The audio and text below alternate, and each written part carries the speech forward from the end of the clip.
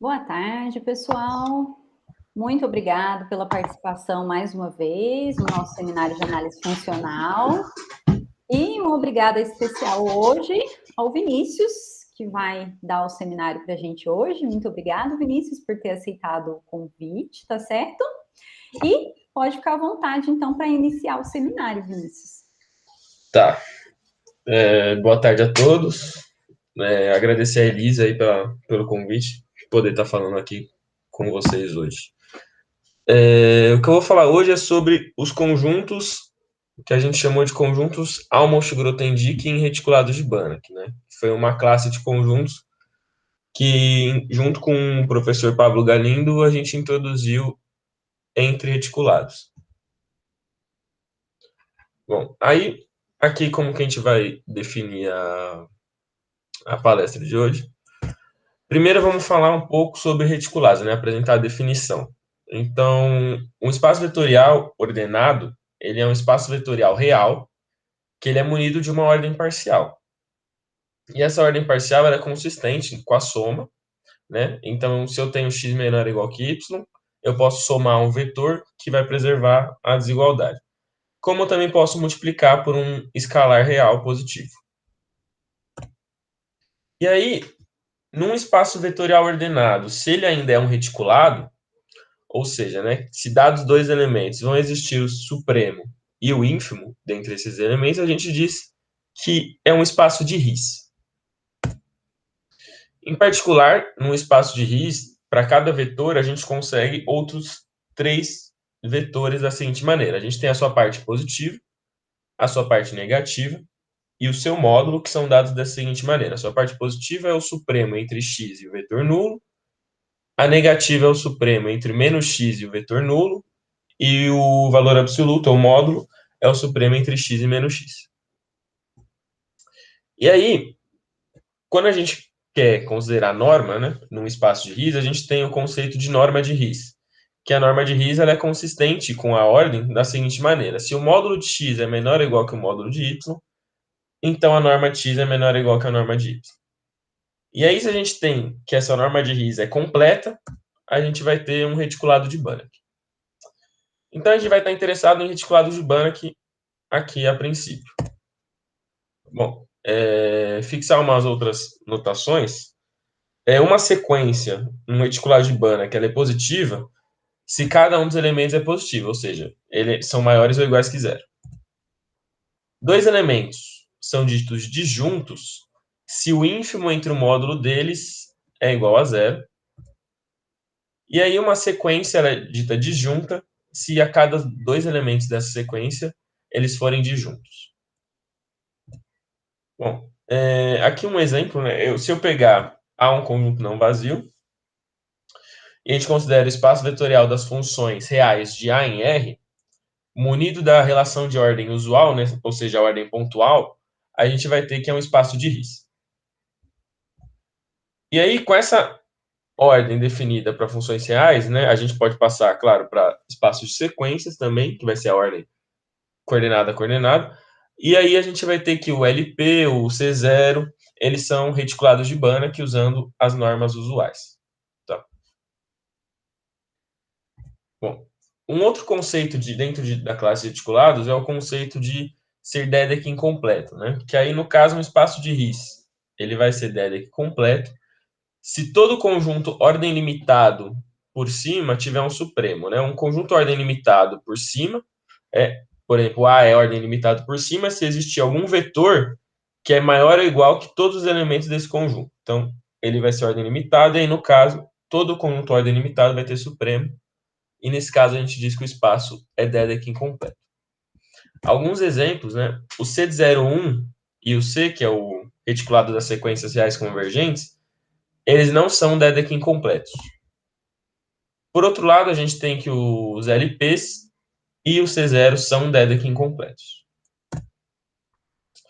Bom, a estrutura de ordem reticulados vai induzir também uma ordem em operadores, né? A gente vai ter os operadores positivos, que são aqueles que levam elementos positivos em elementos positivos. E também temos outras classes de operadores. Por exemplo, os operadores ordem limitados. Os operadores ordem limitados vão levar conjuntos ordem limitados em conjuntos ordem limitados. E aí, essa classe de operadores é denotada por LB de em F. Também temos a classe dos operadores regulares. Né? Um operador ele é regular se ele for a diferença entre dois operadores positivos. E aí, a classe dos operadores regulares é denotada por LR de F. A gente sempre tem que operadores regulares são ordem limitados, mas, em geral, essas classes não coincidem. Né? Por exemplo, o Lotus apresentou aqui esse seguinte operador, que ele é regular, mas ele não é ordem limitada. A gente também tem uma estrutura de ordem no espaço dos operadores regulares que é dessa maneira. O S é menor ou igual que T, se o T menos S for um operador positivo. E, em geral, o LR de F não é um espaço de Ries. Por exemplo, né, o LR de C ele não é um espaço de Ries. Isso é um exemplo que foi mostrado por Kaplan. Tá? E aí, no entanto, se o F for Dedekind incompleto, então o LR de F ele é um espaço de Ries Dedekind incompleto e ele vai coincidir com os operadores ordem limitados. No caso de reticulados de Banach, a gente tem algumas coisas a mais. Então, se eu tenho operadores positivos entre reticulados de Banach, eles sempre vão ser contínuos. E aí, nesse caso, se eu tenho dois reticulados de Banach com F Dedekind incompleto, aí no caso, se o seu operador positivo, todo operador positivo é contínuo, como os regulares são diferenças entre dois positivos, todos os regulares também são contínuos. Então, nesse caso, o LR de F aqui são os regulares que acabam sendo contínuos. Ele vai ser ainda um reticulado de Banach munido da R-norma. A R-norma ela vai pegar o operador T regular e vai calcular na norma do módulo de T. Como o módulo de T vai existir, vai ser um operador, a gente pode calcular a norma de operador dele. Bom, a gente também tem o conceito de morfismos de Ries entre reticulados, que no caso o morfismo de Ries é um operador linear que vai levar, ele pega x e pega t de módulo de x é igual ao módulo de t de x. Ele também é consistente com as operações de reticulado, né? Ou seja, t do supremo de x e y é o supremo de t de x e t de y. O mesmo vale para o ínfimo aqui também. Em particular, dois reticulados eles são ditos isomorfos como reticulados de Banach, que se existia um morfismo de Ries entre eles, que também é um isomorfismo entre espaços de Banach. Ou seja, um isomorfismo topológico. Né? Então, agora a gente vai falar um pouco sobre alguns reticulados de Banach clássicos. Então, dado um espaço de Ries, uma unidade num espaço de Ries vai ser um elemento positivo, tal que a sua bola unitária coincide com o intervalo menos E e E, ou seja, são os elementos em E cujo módulo é menor ou igual que o E. E aí, dentro de espaço de Ries, a gente também tem dois tipos de reticulados, que são os M espaços e o L espaços. Né? No caso, o que seria uma M norma num espaço de Ries? Uma M norma no espaço de Ries, ela é uma norma de Ries, tal que ela pega o supremo de dois elementos e manda no máximo entre as normas, para elementos positivos. E aí, se uma M norma ela é completa, a gente chama o E de M espaço. E uma L norma, num espaço de Ries, ela é uma norma de Ries que é aditiva no cone positivo. O cone positivo é os elementos, o E mais aqui, que é os elementos positivos de E. E aí, se tal L norma for completa, o E é um L espaço. Bom, alguns exemplos. A sequência constante igual a 1, ela é uma unidade tanto em C como em L infinito. Os reticulados de Banach C0, C e L infinito, eles são M espaços. Mais ainda, né, o C de K, com o K-Hausdorff compacto, ele é um M espaço com unidade. E, em geral, os C de K caracterizam os M espaços com unidade. Tem esse teorema de Kakutani-Bonen-Blust, que ele mostra que todo M espaço com unidade é isomorfo, como reticulado, a um espaço C de K. E no caso dos L espaços, a gente tem que todo L espaço é isomorfo, como reticulado, a um espaço L1 de μ para alguma medida. E a gente tem uma certa dualidade entre os M espaços e os L espaços. A gente tem o seguinte teorema, que é o seguinte: o integrado de Banach é um M espaço, C somente C, o seu dual é um L espaço. E da mesma forma, E é um L espaço, C somente C, o seu dual é um M espaço. E mais, né? Se o E é um L espaço, então o seu dual tem uma unidade, é um M espaço com unidade. Então, se você pega um M espaço qualquer, que não necessariamente tem unidade, o seu bidual, né, por causa desse resultado, vai ser um M espaço com unidade. Então, todos os M espaços, eles podem ser mergulhados em espaço da forma C de K. Tá? Bom, tem uma outra classe de reticulados, são os reticulados com norma ordem contínua, né? No caso, ele vai ter norma ordem contínua se ele satisfizer alguma dessas condições equivalentes. Dá um ênfase na primeira, que é se eu pego uma rede que decresce para zero. O que seria decrescer para zero? Seria uma rede decrescente em relação à ordem, cujo ínfimo é o zero. Então, eu pego para toda a rede que satisfaz essa propriedade, decresce para zero, então, em norma, ela também converge para zero. E essa é a condição, né? Por isso que eles chamam de norma ordem contínua. Tem outras condições equivalentes, né? Que podem ser vistas lá no livro do Meyerbeer. Exemplos, né? L espaços e reticulados reflexivos têm norma ordem contínua. O C0 também tem norma ordem contínua. Mas, em geral, M espaços com unidade não tem norma ordem contínua, tá? Então, espaço C de K, com K Hausdorff compacto, não tem norma ordem contínua. O L infinito não tem norma ordem contínua.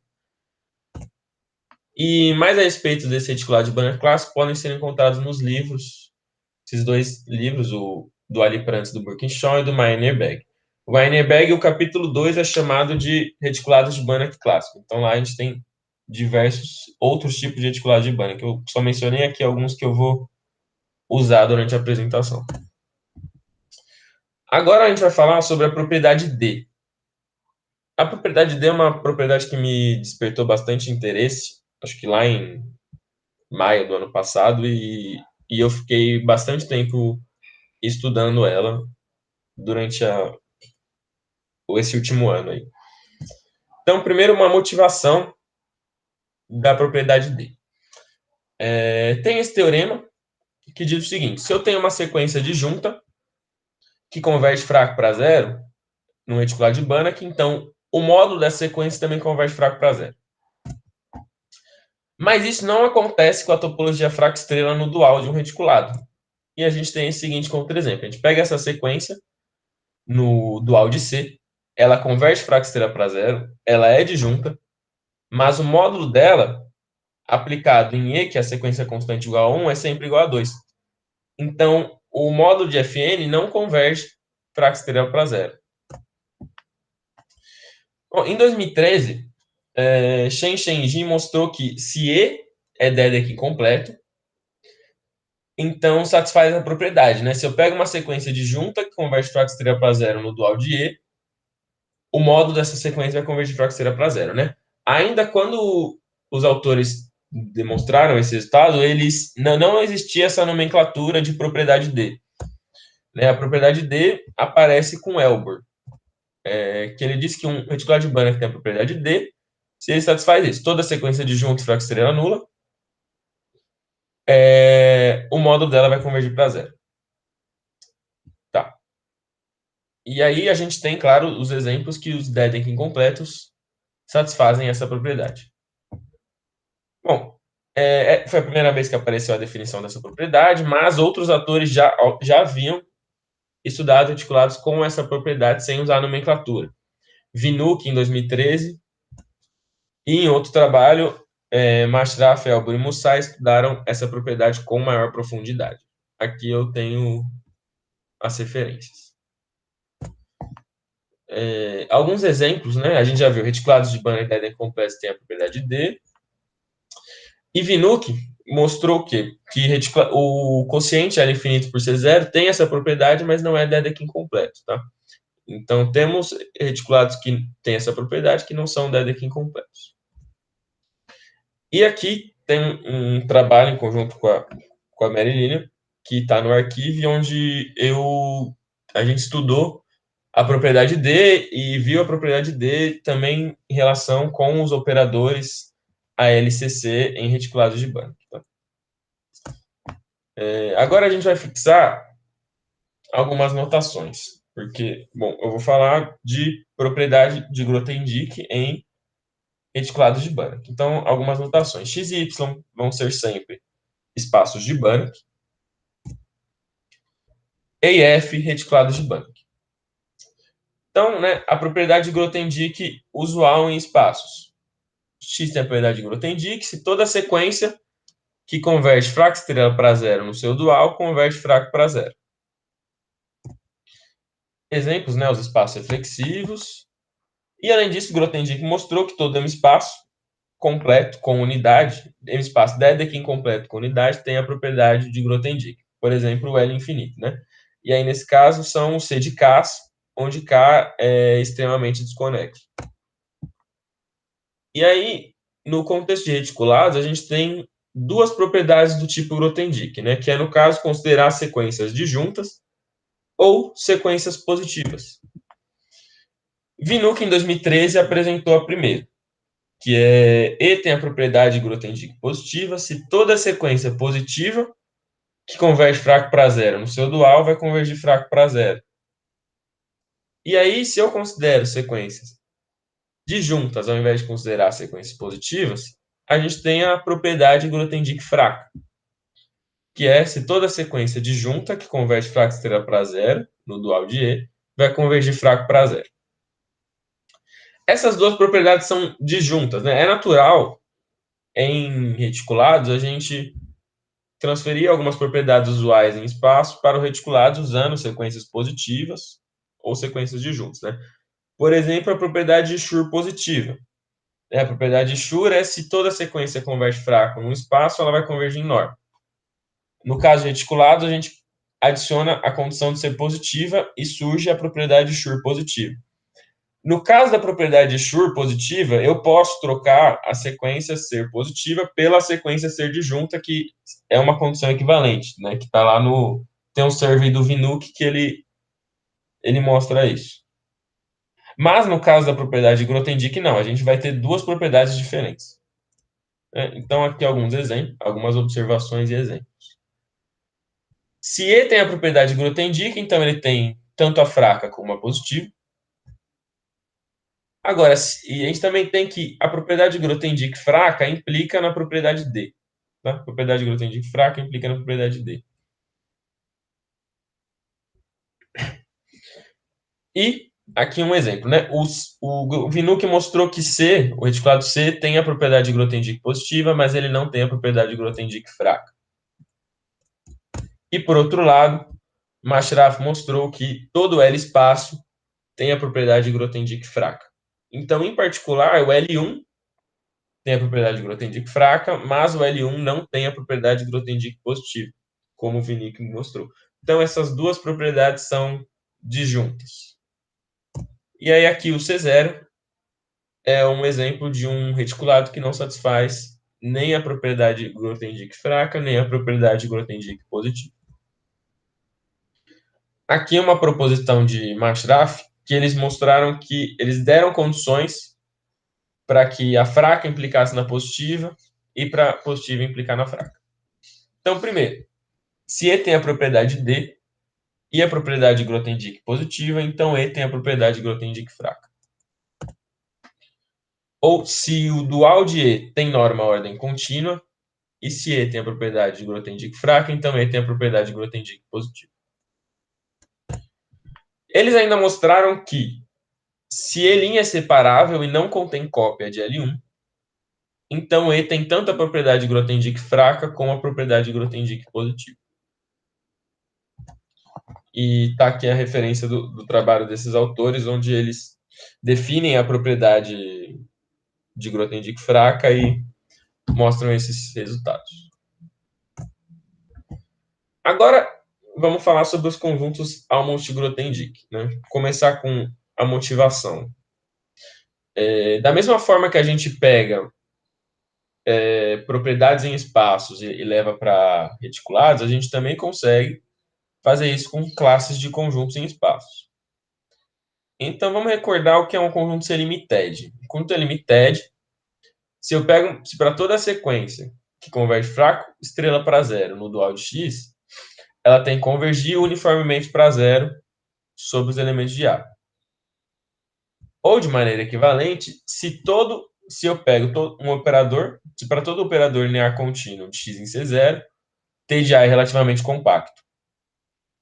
Então, essa é a propriedade de um conjunto Selimited em espaço de Banach.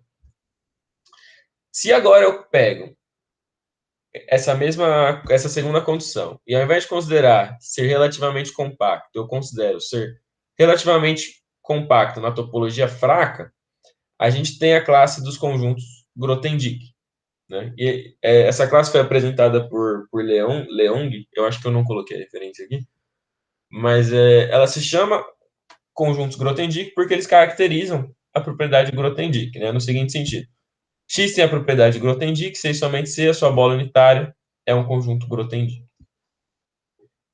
E aí, como que a gente passa esses conceitos para reticulados?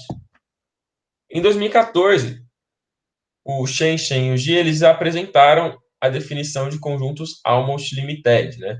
Que aí, lá na definição de limited, eu apenas vou adicionar a condição da sequência que converte fraco para zero também ser disjunta.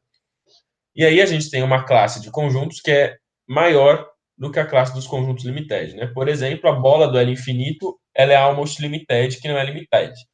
Lembrando que bolas unitárias não são conjuntos limited, por causa do teorema de Josephson, não sei, eu não sei pronunciar o nome dele correto. Então a gente tem uma classe maior de conjuntos. Bom, e aí, como que a gente poderia pegar essa segunda condição de ser limited e transferir isso para Lattice, né? Uma equivalência. Aí a gente foi lá e definiu os operadores disjuntos, né? Como? Todo operador de x em C0 está associado unicamente a uma sequência converte fraco para zero no dual de x, da seguinte maneira. Se eu adiciono a condição, né, dentro do contexto de reticulados, que essa sequência é disjunta, a gente pode considerar uma nova classe de operadores, que é a classe dos operadores disjuntos, né? São os operadores de E em C0, cuja sequência, né, que está associada a esse operador é uma sequência disjunta. E aí a gente consegue mostrar que o subconjunto é almost limited se e somente se o T de A é relativamente compacto C0 para todo operador disjunto. E aí, usando essa classe de operadores disjuntos, ela também, antes de falar da definição do almost Grothendieck, a gente vai enunciar aqui alguns resultados que a gente consegue com essa nova classe de operadores disjuntos, né? Algumas caracterizações. Os operadores disjuntos, eles caracterizam a propriedade D no seguinte sentido: E tem a propriedade D se e somente se todo operador disjunto é regular. Né? Lembrando que nem todo operador é regular, mas no caso os operadores disjuntos vão ser regulares se e somente se E tem a propriedade D. E aí, em particular, né, se o T for definido como xn', pela sequência xn', o módulo de T, né, como o T é regular e o C0 é Dedekind completo, os regulares de E em C0 formam um reticulado de Banach. Então, vai existir um módulo de T. E aí, o módulo de T também vai ser um operador disjunto que vai ser induzido pela sequência módulo de xn'. E um outro teorema, que é essa classe de operadores, ela também caracteriza a propriedade de Grothendieck fraca. E tem a propriedade de Grothendieck fraca, se e somente se não existe operador disjunto de E em C0 que é sobrejetor. Então, essa classe dos operadores disjunto, ela caracterizou essas duas propriedades nesse seguinte sentido. E aí agora, considerando operadores disjuntos e topologia fraca em C0, a gente tem a classe dos conjuntos Almost Grothendieck. O A vai ser Almost Grothendieck, se o T de A é relativamente fracamente compacto C0 para todo operador disjunto de em C0. E essa classe de conjuntos, ela caracteriza a propriedade Grothendieck fraca, né? Então, E tem a propriedade Grothendieck fraca. Aqui tem uma antes, mas eu vou pular para a terceira. Se e somente se a sua bola unitária é um conjunto Almost-Grothendieck. A gente também tem a condição equivalente, que é se todo operador disjunto ser fracamente compacto. E aqui um exemplo, né? A bola unitária do L1 é um conjunto Almost-Grothendieck que não é Grothendieck. Então, a gente tem mais conjuntos Almost-Grothendieck do que conjuntos Grothendieck. É claro, né, que eu acabei não falando isso, mas todo conjunto Grothendieck é Almost-Grothendieck também, né? Bom, agora eu vou falar a respeito de dois ou três tipos de problema envolvendo essa classe de conjuntos que a gente estudou. O primeiro problema é o problema da envoltória sólida de um conjunto, né?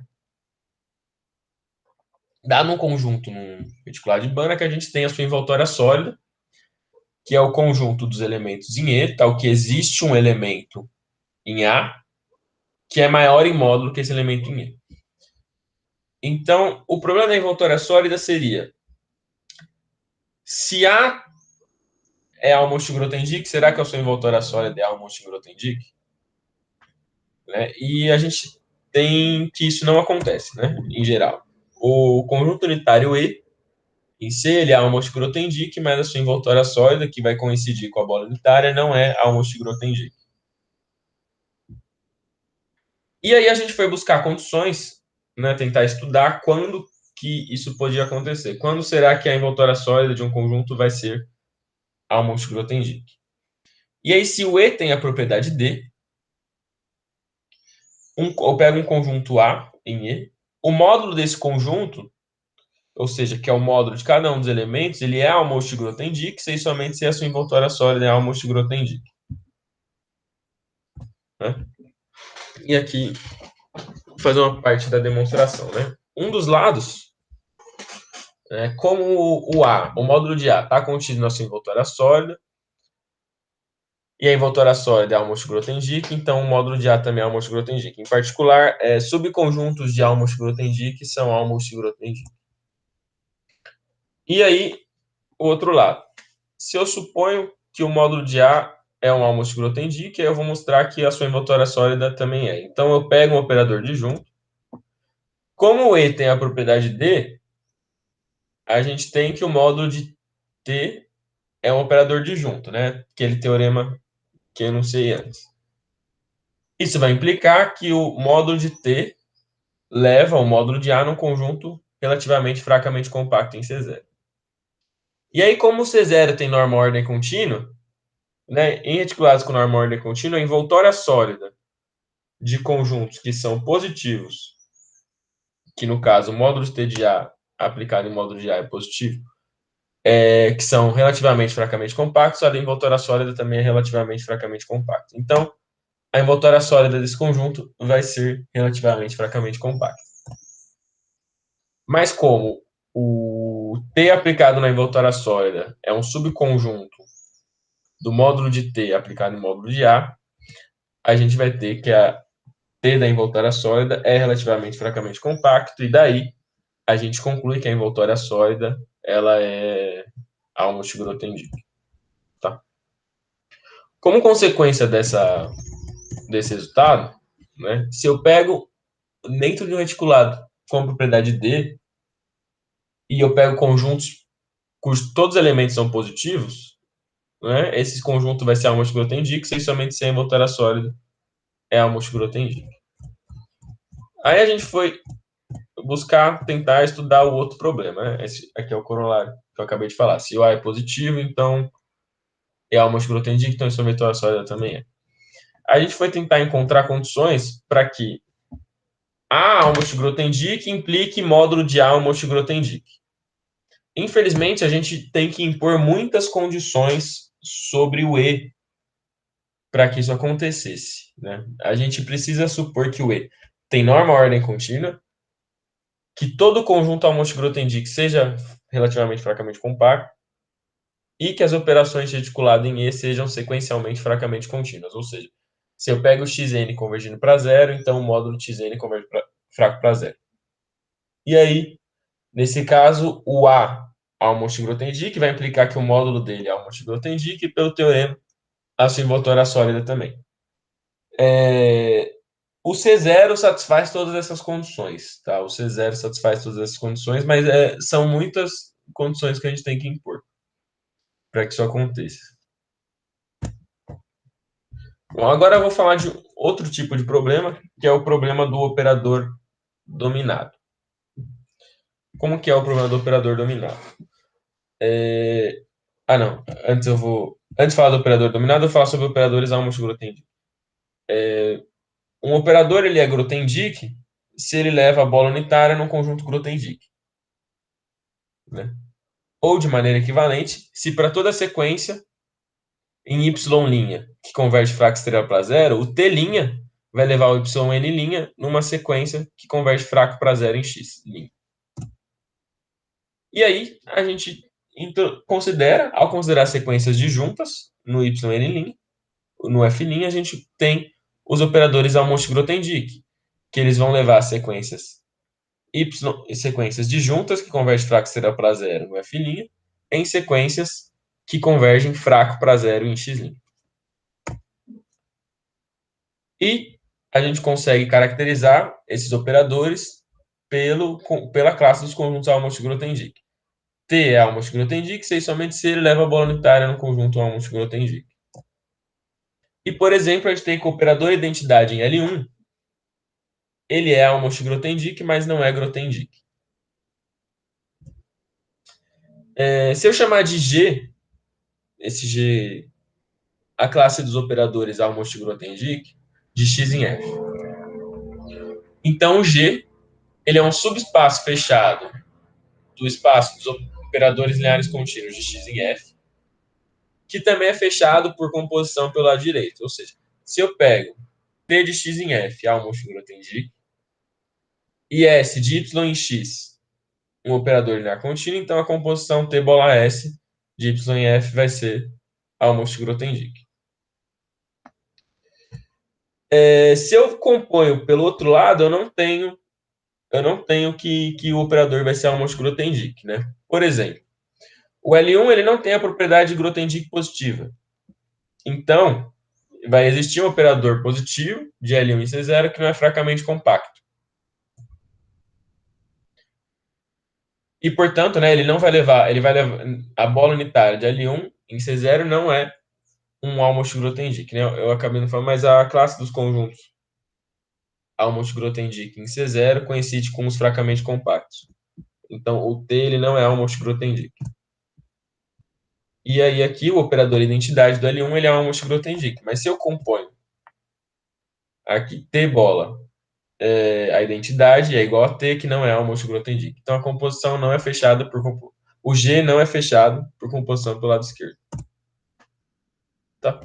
Então, agora eu vou falar do problema do operador dominado. O problema do operador dominado, ele é muito comum na classe de espaços de reticulados de Banach, que é o seguinte.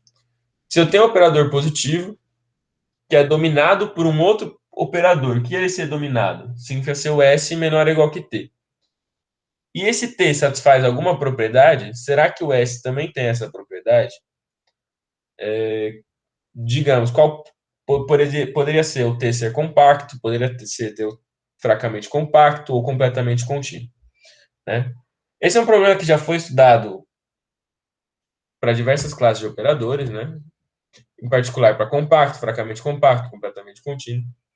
E, no geral, se tem uma resposta negativa para esse problema.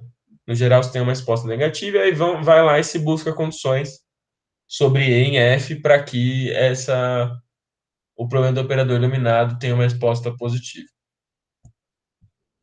E no caso dos operadores Almost-Grothendieck, que é o nosso interesse, a gente tem uma resposta positiva quando o F tem a propriedade D. Então, se o ST são operadores positivos o S é dominado pelo T. T é almost Grothendieck, F com a propriedade D, então o S também é um operador almost Grothendieck. E a gente tem um contra-exemplo que fura quando o F não tem a propriedade D. Esse contra-exemplo, ele não tá... Esse trabalho dos almost Grothendieck, ele foi publicado, mas contra-exemplo ele não foi feito depois. Foi feito quando eu estava planejando a apresentação para o Enama, que eu acabei aparecendo para mim a ideia. E aí eu vou apresentar aqui para vocês também.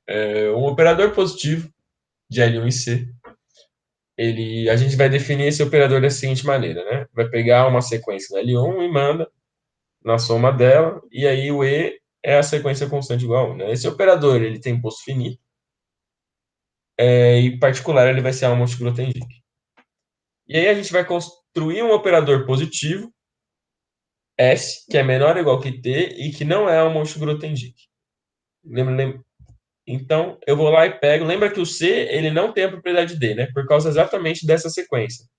Essa sequência de junta converge fraxteira para zero, mas o módulo dela não converge fraxteira para zero.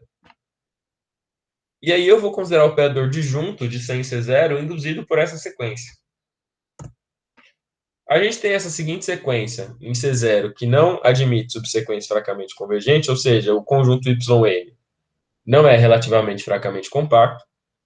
E aí o que a gente vai fazer? A gente vai pegar uma sequência, vai construir uma sequência em C, uma sequência positiva, que tal que o R vai mandar essa sequência que eu vou construir em YN, né? E aí, qual que vai ser essa sequência? Basta considerar essa sequência da seguinte maneira: o x1 é o 1, 1, 0, 1, 1, aí depois eu vou tirando um zero a cada entrada ali, ó. Fica 1, 1, 0, 1, 0, 1 e assim sucessivamente. O EXN vai ser o YN. Portanto, como o YN não é relativamente fracamente compacto, o XN não é almost Grothendieck, né? O R é um operador disjunto. Então, se eu considero o S de L1 em C dessa seguinte maneira, como a soma do AJ e XJ, esse operador ele é positivo, né? Porque eu construí os XN sendo positivos. O S é menor ou igual que T. E o S não é um operador almost Grothendieck, porque se eu aplico S em EN, vai dar XN. Ou seja, o S da bola do L1 não vai ser um conjunto almost Grothendieck em si. Então, tá aí um contra-exemplo para quando a gente tira a hipótese de F ter a propriedade D, no caso dos operadores dominados aqui, tá? Bom, agora fazer algumas comparações de operadores entre casos de operadores. A gente tem conjuntos Grothendieck, que são almost Grothendieck. Conjuntos relativamente fracamente compactos são almost Grothendieck. E conjuntos almost limited também são almost Grothendieck, né? E o mesmo vale para operadores. Operadores Grothendieck são almost Grothendieck, fracamente compactos são almost Grothendieck, e operadores almost limited são almost Grothendieck, né? Aqui um operador ele é almost limited se ele leva a bola unitária num conjunto almost limited. E aí, qual que é a ideia aqui? É verificar condições, né, para que valham a recíproca, ou seja, se para todo almost Grothendieck ser Grothendieck. E aí, essa condição vai ser equivalente de todo operador almost Grothendieck ser Grothendieck. E para os outros também. Para isso, a gente precisa desse seguinte lema. Se eu pego uma sequência almost Grothendieck, eu pego esse operador linear do L1 e E. Como essa sequência é almost Grothendieck, eu vou ter que o T é almost Grothendieck. E aí, com isso, a gente consegue fazer essas comparações entre os conjuntos e os operadores. Então, primeiro, a gente tem o quê? Todo conjunto almost Grothendieck é relativamente fracamente compacto, se somente C para todo espaço de Banach, todo operador almost Grothendieck de X em E é fracamente compacto. Ou, de maneira equivalente, todo operador de L1 em E, que é almost Grothendieck, também é fracamente compacto. As implicações 1 implica 2 implica 3 são imediatas. E aí a aplicação 3 implica 1, a gente faz como? Eu vou pegar um conjunto almost Grothendieck que não é relativamente fracamente compacto. Então, vai existir uma sequência que não possui subsequência fracamente convergente. E aí eu vou considerar... Essa sequência ela é almost Grothendieck, né? Porque o A é almost Grothendieck. Então, o operador de L1 e E, definido dessa maneira, que pega uma sequência J e manda na soma de AJ e XJ, ele é almost Grothendieck lá pelo lema. Mas, como T leva a sequência EN em XN, segue que T não é um operador fracamente compacto. Uma contradição.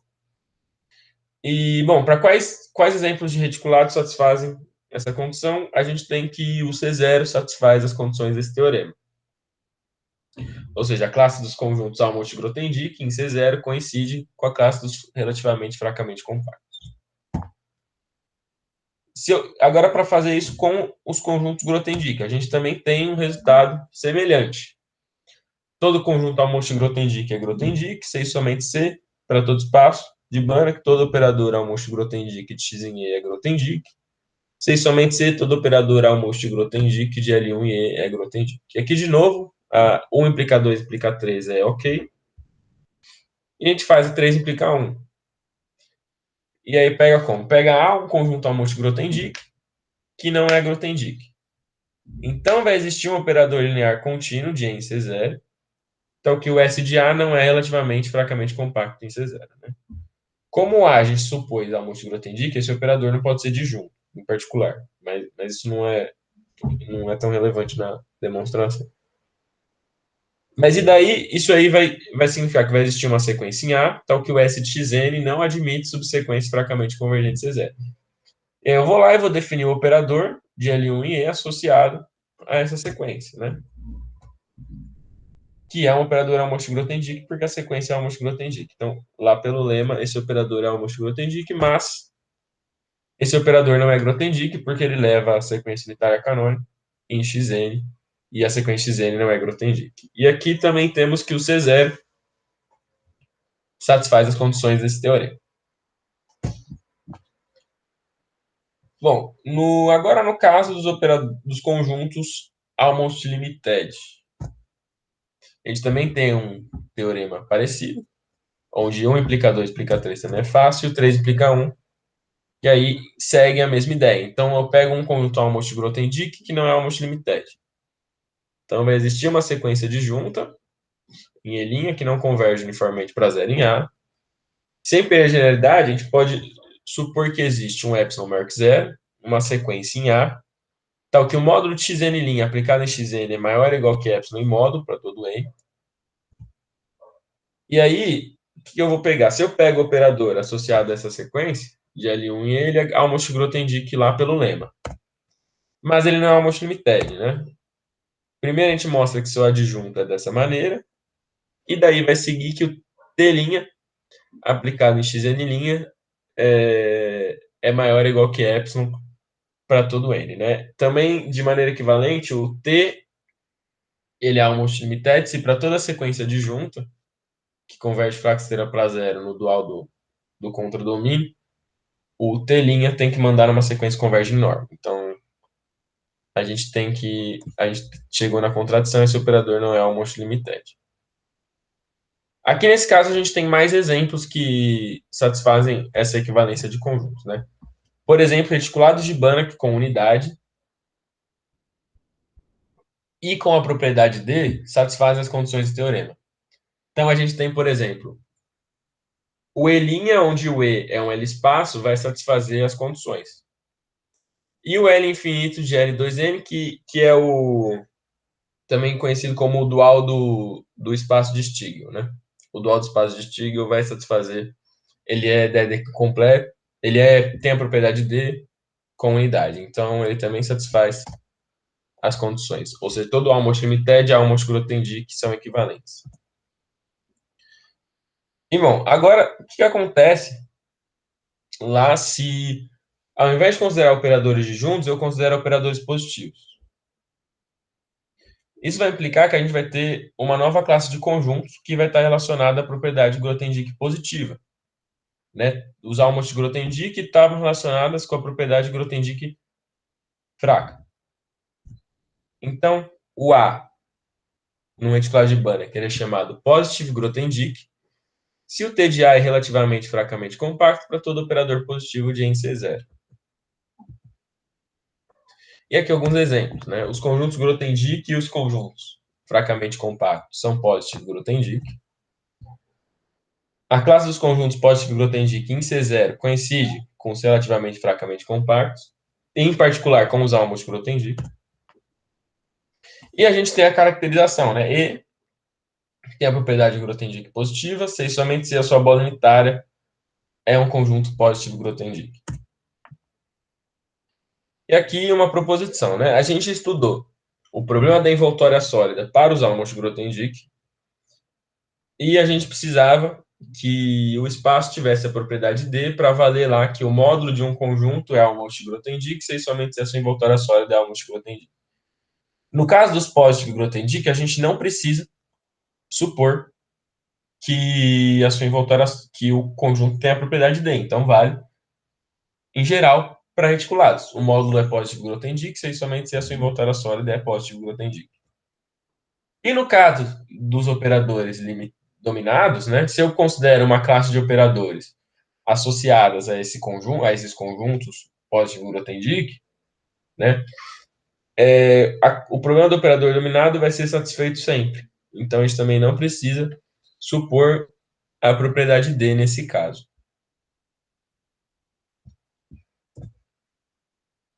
Tá.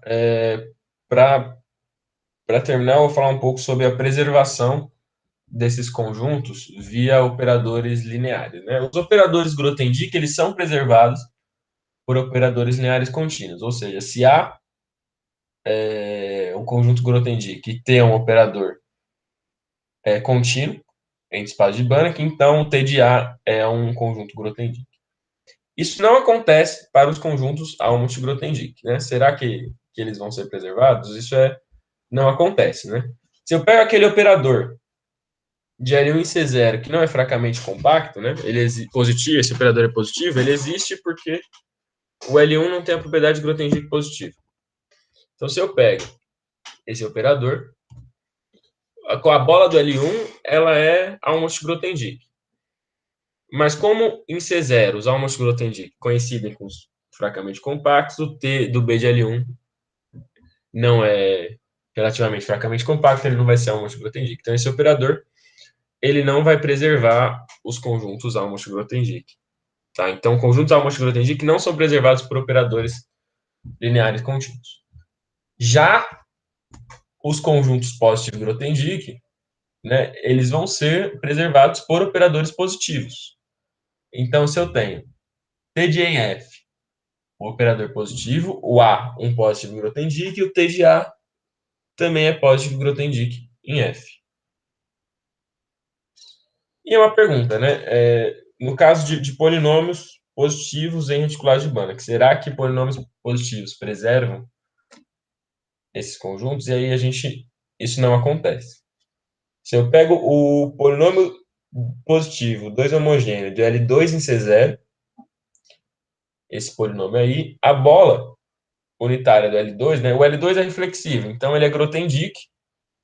Em particular, a bola unitária é Grothendieck, é positivo Grothendieck, é Almont Grothendieck. Mas o P aplicado à bola unitária do L2 não é um conjunto Almont Grothendieck em C0. Porque o P leva a sequência unitária canônica de L2 num conjunto que não é relativamente fracamente compacto. Então, os polinômios positivos não preservam essa classe de conjuntos, tá? Não preserva nem a classe dos Grothendieck, no caso. Bom, aqui está a referência do trabalho, né? As coisas que eu mencionei aqui hoje, elas podem ser encontradas nesse trabalho. E, bom, é isso. Fica por aqui. Obrigado pela atenção de todo mundo.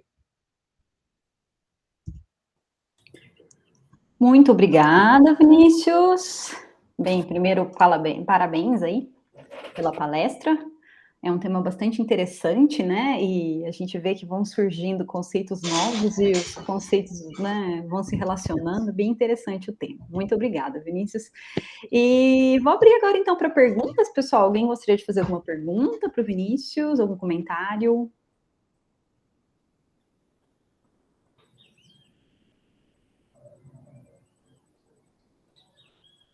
Elisa, eu queria fazer uma pergunta, velho. Pode ficar à vontade, Erosvaldo. Ele anunciou uma proposição lá e ele falou que colocou umas hipóteses e ele achou que eram muitas condições na hipótese. Ele achou exemplos que essa hipótese que pode tirar essa condição, né, e vai existir ou não? Não. Porque você falou que as condições eram muitas para o... É que com aquelas condições a gente só tem o C0, ou o C0 de I, onde I é um conjunto de índices arbitrário. A gente só conseguiu mostrar que o C0 de I satisfaz aquelas condições, a gente não teve outros exemplos. Aí por isso que eu digo que são muitas condições. Só que eu não consegui também provar tirando essas condições. Ok. Tá. Obrigada, Ari. Mais alguma pergunta, algum comentário? José Lucas, pode ficar à vontade. Boa tarde, Vinícius. Boa tarde. Talvez você já tenha até comentado, eu tive que sair um minutinho, que estavam chamando ali na porta, e aí se já tiver comentado, eu retiro meus comentários e observações. O primeiro é uma curiosidade, porque eu achei bastante interessante o fato de, na propriedade de Grothendieck, ao alterar a sequência positiva para fraca, né, ser uma propriedade diferente, o que não ocorre com a Shu positiva. E aí me surgiu a pergunta seguinte, porque na Shu positivo tem também a caracterização para sequências positivas disjuntas. Uhum. E aí minha pergunta você viu algo nesse sentido? Se para Grothendieck seria uma outra propriedade diferente dessas duas já listadas, por exemplo, uma fraca positiva, algo nesse sentido? A gente consegue ter disjunto e positivo na fraca.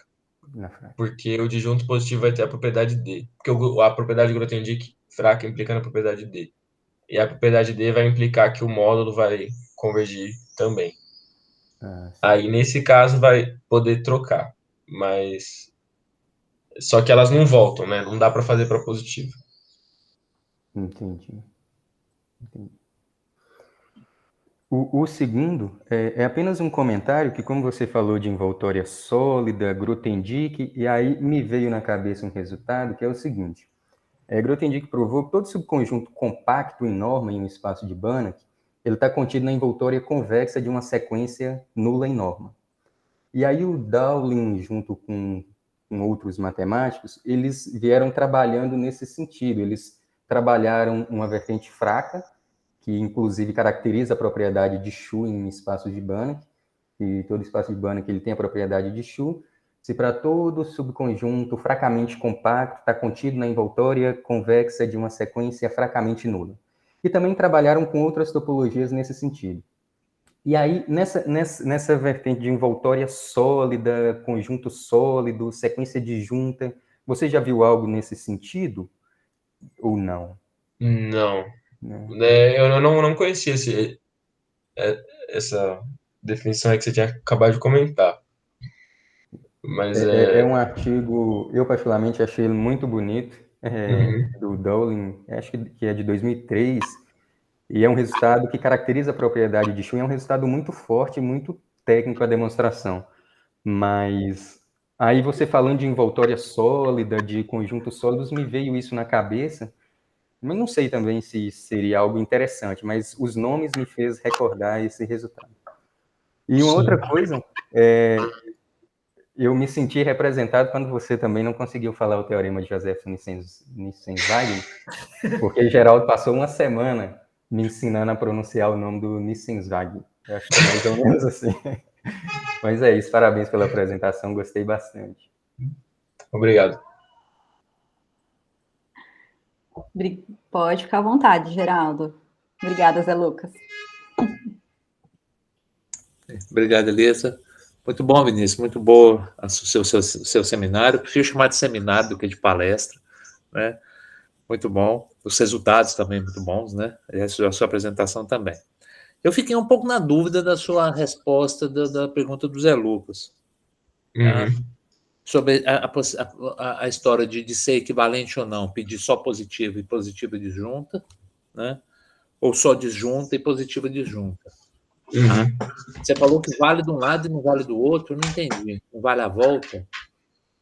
A gente não chegou a... Eu e o Pablo, a gente acabou não mencionando muito nisso, mas a gente foi vendo, porque assim, aí teria que caracterizar, se valesse para as duas seriam equivalentes, né? A disjunta e a propriedade positiva adjunta. Mas tem aquele lá do início, né? Que se tem a propriedade positiva e a propriedade D, então... se tem a propriedade D e a propriedade positiva, então é a propriedade fraca. Aí, nesse caso, vai ter a de ser disjunta e positiva, né? Então, a propriedade D, ela tá, tipo, bem forte nisso aí. Porque se tem a propriedade fraca, tem a propriedade D. E aí a gente conseguiria passar para disjunta positiva, né? Mas para positiva, para pegar a disjunta, aí eu acho que não funciona. Porque ajuda muito, né? Quando você quer provar. Você Ajuda. partir de que a sequência é positiva e disjunta ajuda muito, né? Então, com o Zé Lucas, nós sofremos muito com a propriedade polinomial de Schur, com essa história de se podia ser positiva e disjunta também, né? E é algo que, claro, nem sempre funciona. Não funciona, fazer o quê? Mas quando funciona é muito bom. Por isso que sempre se pergunta isso, porque se funcionar é muito bom. Aqui umas coisas rapidinhas, só o seguinte, em relação a traduções para o português, por que você não traduziu almost e positive, Grothendieck? Aí porque aí seria quase Grothendieck. Porque eu vou falando assim, eu acabo não traduzindo mesmo. E o positivo Grothendieck eu acho que não ficaria legal. Conjunto positivo Grothendieck. Grothendieck positivo, né? Seria. Grothendieck, poderia Porque ser. quase, tem muitas coisas em matemática que são almost, que em português se fala quase, operadores quase, almost summing operators, são operadores quase somantes, é uma coisa assim. Tá. Acho que o mesmo se aplica para o quase limitado também, né? Exatamente. Que o limited já não dá para traduzir, né? O limited não tem. É indução por causa disso. O limited nós não temos, e aí acaba começando a não traduzir os outros, porque mais o almoço dá para traduzir, o limited é que é difícil. O Grothendieck positivo eu também acho. E outra coisa, é tradução do inglês direto, mas não, em português a gente não fala que um conjunto é limitado por cima. A gente fala que um conjunto é limitado superiormente. Tá. Ou então assim, é que ele falou por, porque tá viciado em falar por. Outro dia eu falei para ele, Vinícius, não fala o por, né? Limitado acima, pode até estar bom, porque por cima a gente não usa. Mas é que ele viciou na tese que ele escreveu para apresentar agora, né? Está escrito por, lembra, Vinícius? Lembro. Eu prefiro por, mas na hora que você falou sua apresentação, você falou por, porque a gente está tão viciado que falou por. Porque se a gente vai na análise na reta, todos os livros de análise na reta, fala limitado superiormente. Limitado inferiormente, limitado superiormente. Só por fim... Não, mais uma coisa... alguns resultados que você citou ali, você colocou que era do Meyer-Nieberg, eu tenho a impressão que eles são... Você viu no livro dele. No livro. Muito antigos, né? Eu pus o nome do livro também para dizer que estava lá no livro. Porque aqueles resultados, eu acho que o Meyer-Nieberg nem tinha nascido ainda. Sim. Tá, eu acho que é só isso mesmo. Muito bom. Acho que tá tudo muito bom aí na sua apresentação. Ok? Obrigado, Vinícius. Obrigado. Obrigado, Geraldo. Mais alguma pergunta? Mais alguma consideração, pessoal?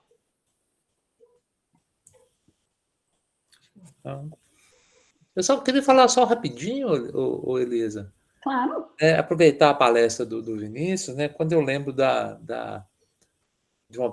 Talvez tenha sido do Zé Lucas, ou do Luiz, eu não sei, que o Cleon perguntou, né? Por que se estudar, né? Reticulados de Banach? Tá certo? Então, essa palestra é boa, né? Porque esse seminário. Porque a questão é assim, né? Quando você estuda um determinado objeto matemático, tá? Se você descobre que ele tem uma estrutura a mais além do que aquela que você está acostumado, às vezes essa estrutura a mais te leva a descobrir coisas que você não descobria se não fosse por ela. Verdade. Foi assim que os reticulados de Banach apareceram.